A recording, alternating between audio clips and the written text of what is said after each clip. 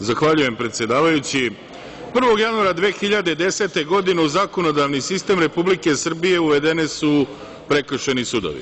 Sudije prekršajnih sudova sude predmete iz oblasti borbe protiv korupcije, carine, budžetskog sistema, deviznog poslovanja, pristupa informacijama od javnog značaja, radiodifuzije, promet eksplozivnih materija, vojnu i radnu materiju, zaštitu od požara, bezbednost saobraćaja, javni red i mir, prekršaje iz nadležnosti nadzora Državne revizorske institucije i još iz mnogo drugih oblasti. Raznovrsnost predmeta i broj propisa kojima se oni služe ne može se porediti ni sa jednom drugom materijom u drugim sudovima, što im daje posebnu težinu. U radu koriste približno 270 zakona i oko 800 podzakonskih propisa, što od sudija zahteva posebnu veštinu u primeni, praćenju i tumačenju zakonskih i podzakonskih akata.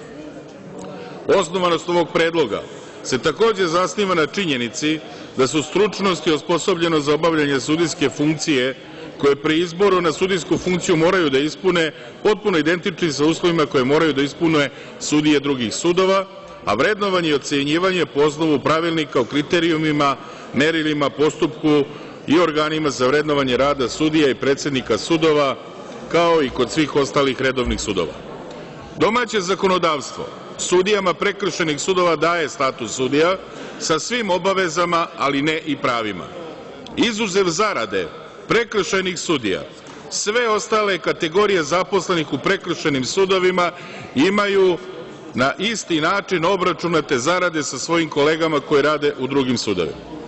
Ustavom Republike Srbije predviđena je jednakost svih građana i zakonom, te stoga sudija ima pravo na platu u skladu sa dostojanstvom sudijske funkcije i njegovom odgovornošću. Plata sudije znači garanciju njegove nezavisnosti i sigurnosti njegove porodice. Samo poštovanje navedenog može da bude garant samostalnog i nezavisnog obavljanja sudijske funkcije. I još nešto, uvažene kolege, ali ne manje važno. Samo Prekršajni sud u Beogradu u prethodnoj 2018. godini naplatom novčanih kazni u budžet Republike Srbije uneo je 1.222.000.000 dinara. U istom periodu za zarade sudija i sudskog osoblja sa sve doprinosima isplaćeno je 3 puta manje sredstava ili preciznije rečeno 465 miliona dinara.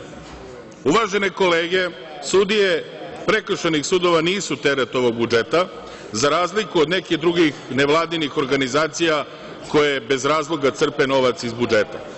Oni svoje plate trostruko opravdavaju i ja vas molim da podržite ovaj predlog. Hvala. Hvala, gospodine